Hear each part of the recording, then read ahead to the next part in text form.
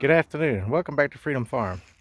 Today I'm going to do an updated review on the Behlen Country farm and ranch equipment, the two-door hog feeder. This is a new one I bought. You can see the one over there works fine.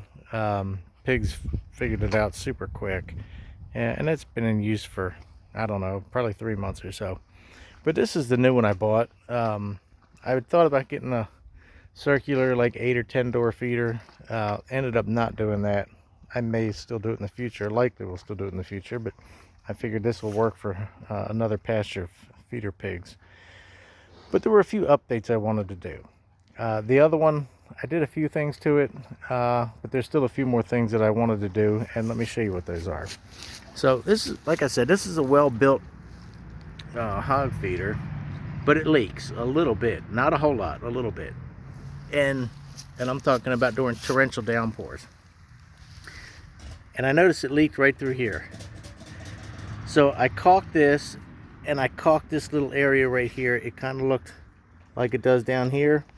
I know it's going uphill, but I didn't want to even allow the chance for any water to come down and get in there. So I caulked that real good. It doesn't affect the operation of it at all. So that was the one thing I did. Right below it, you can see these two pop rivets. I did this on both sides. I don't know that it really affects anything, but I didn't want the opportunity to move and work loose and ever ruin this thing, so I just pop riveted that little piece in, and it wasn't really secure. It didn't move a whole lot, but it's more secure now than it was. The other thing, you'll notice these 3 rivets right here.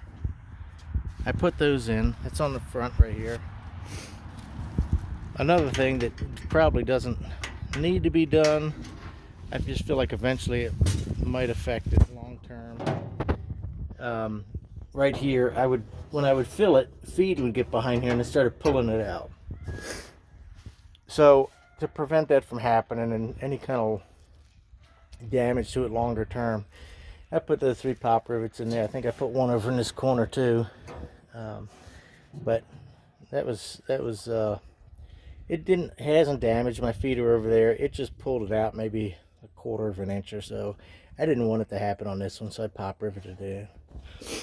You can see on the sides here, I caulked going down. I got it on the outside, so hopefully it's not necessary, but I did that just in case. This pig feeder, you can see I don't know if you can actually see it or not, but the way you control the amount of feed output is adjustable right here. And it changes the space under here to allow more or less feed. But it works well. The other thing I did was on the bottom, it just latches down like that to secure the lid. On the bottom, and of course it's got leaves all over it now, but you can see I caulked. I haven't noticed any leaking here, but this is the portion that would come in contact with the ground. So I just caulked that, and I did the same up here. So all that's caulked. But other than that, like I said, this pig feeder's worked great. I haven't had really any issues with it. It did get feed wet one time, kind of up in the corner inside where you can see where that door goes up, right in that area where I'd caulked it, and it got the feed wet in there. It wasn't a whole lot.